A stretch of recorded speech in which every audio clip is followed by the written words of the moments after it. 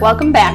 I'm Sam Hedden, and I have a very special guest that we will be interviewing today. Her name's Antonia Felix. She is local native to Minnesota. She's an author, educator, and a musician, and I have the pleasure of being able to talk to her. She has 22 books out. She's been on the New York Times Bestselling list.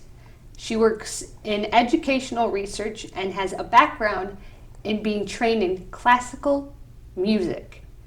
With that, I will let her introduce herself and give us a little more details.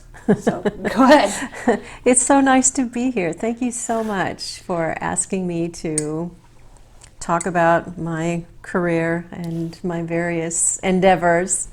Yes, I was born here in Minneapolis and grew up here, graduated from Shakopee High School.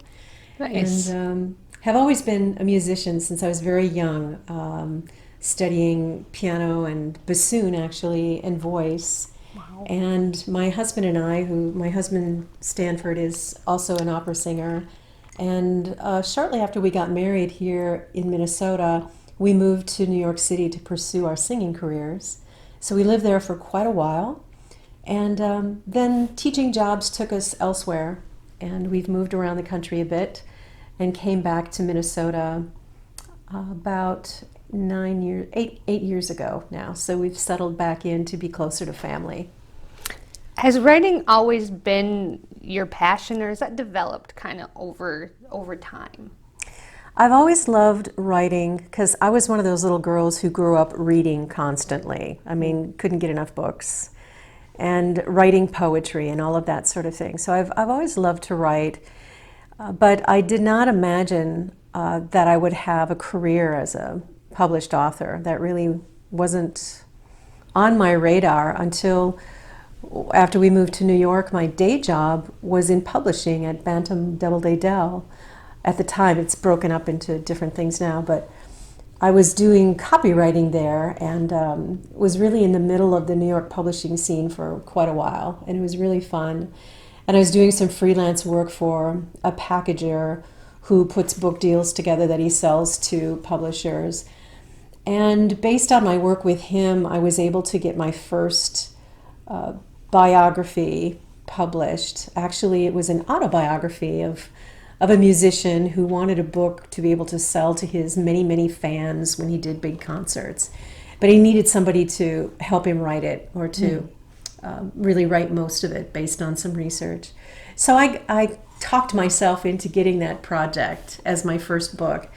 And as a result of that little book, we were able to get more contracts, just one after the other. Wow. And that was almost 30 years ago. So it turned into a real career, and I continued my singing career as well. And I haven't had a program lately because I've really had a lot of writing, and I've been back in grad school. But it's been a really interesting journey to be writing about prominent people, particularly women in power, and to be honing my skills as a writer as well by getting some more education in literature and writing. It's been great. So, it all started in Minnesota, and here I am back again. Well, we're glad you're here. So when you write these books, does it help in your writing for your research academically? Do they kind of play off each other or build on each other? Sure. All of the research that you have to do nonfiction has to be careful, and it has to be cited very carefully and professionally. And publishing companies have their own legal department that will also go over everything with a fine-tooth comb to make sure that the facts that you're stating are actually facts, and that you're not committing libel against anyone or anything like that. So my head was already into the importance and the skills involved in doing professional research.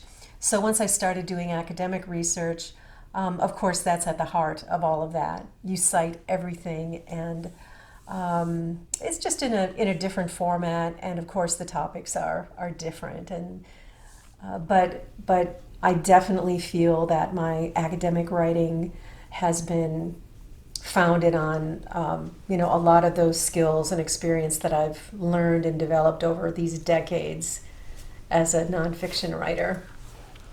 Well, that's good. I'm glad that that's managed to be helpful. When you're doing your research for your books, did you ever come across something that you think maybe I shouldn't publish that, maybe I should let that be?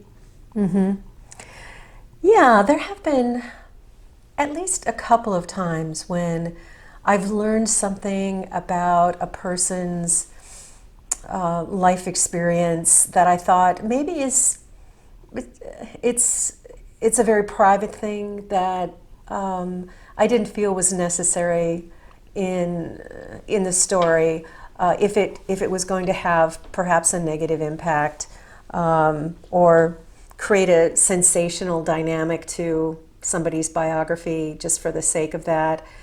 I would really contemplate it and make that ethical decision and leave something out. And I'm very comfortable with that. I think that I'm sure I'm not alone in having a compass, an interior compass about being able to make those kinds of decisions based on an ethical point of view. So. Well, I'm glad ethics isn't dead, so that's helpful. When doing that, obviously, so we're kind of in that political climate that ethics is kind of, people are looking at it a little more. Do you think that the women in power, do you think because of that it might be more favorable to them in this kind of political arena? That we make an assumption that women are perhaps more trustworthy and ethical and truthful to begin with. Right. I think that's an assumption. Right. We'd have to look at real studies about that sort of thing. But it's an interesting question because what we do know about women in power, about women in politics in particular, is that two main things. When they run for office, they run for different things for different reasons than men do. Women predominantly run because they've found something in society or in their communities that they think needs to be fixed, needs to be addressed. So it's pretty pragmatic. It's like this is wrong and this needs to be changed for the good of my community or my country or my state, whatever. And they have a specific reason that they want to go and make change as a lawmaker. Well, men, on the other hand, predominantly go into politics just for the role itself, for as a powerful role in and of itself. Right. Not for those specific let's make some change reasons. That's an interesting difference. And another motivation or another piece of research, I should say, that we have about women in power is that women lawmakers actually are more productive when they get elected. They write and co-sponsor more legislation. They raise more money for their constituents for projects back where they come from. So they get more done. They work harder and they produce more when they get elected into office. I find that interesting. So I think in general, a lot of people probably just figure, well, if you want to get something done, ask a woman to do it. I mean, even men, let's admit it, a lot of men would probably say that. Sorry, Andy.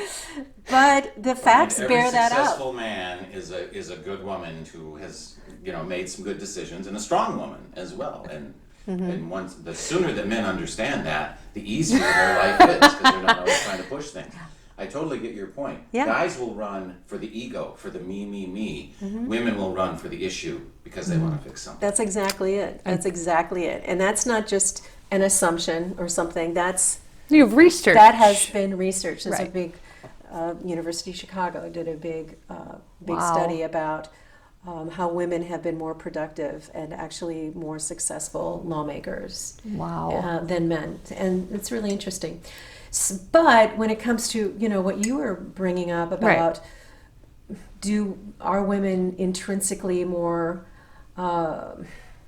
ethical or trustworthy or something like that? I think that's just probably too broad a generalization to make. Because look, we've had women leaders who have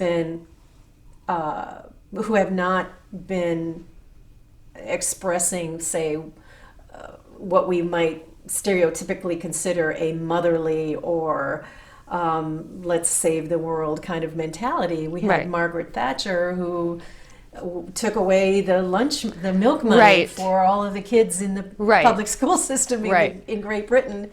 And so we can't make those kind of stereotypes about gender, but we can rely on what we've really discovered about how women lead and what they do. Thank you for viewing. I'm Sam Hedden with producer Andy Watson, and now you know Antonia Felix. Or you can do it your way first, and then you can do it my way. Shut up.